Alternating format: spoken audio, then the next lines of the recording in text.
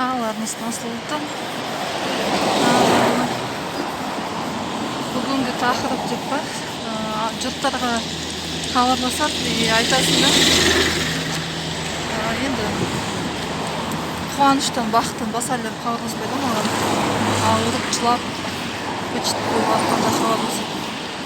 Сол кезде естігілері келетіні, бәрі жақсы болады, анау күнәлі, ол жазасын алады деп, сондай естігісі келеді ау деймін жұрттар.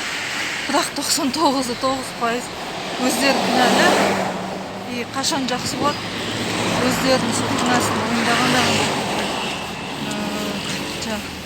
күнәларын жуып шайғанда ғана дұрыс болатынына түк сенгілер келмейді. Бірақ жақсы өмір сүргілер келеді. Мен түсінемін, мен де жақсы өмір сүргім келеді. Кім жаман өмір сүріп, бейшара болып өмір сүргісі келеді. Бірақ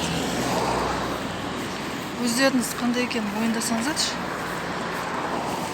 басыңызға не үшін ауыртпашылық түсіп жатыр? Не үшін сондай сабақ сынақтар келіп жатыр? Қалай ойлайсыздар? Өйткені сіз соған лайықтысыз. Сіз содан өтуіңіз керек. Сіз соны экзаменден тапсырып, әулетіңіз алдында, аруақтарыңыз алдында, Құдайдың алдында сіздің бәрін жарайды жестіріпсіздерші.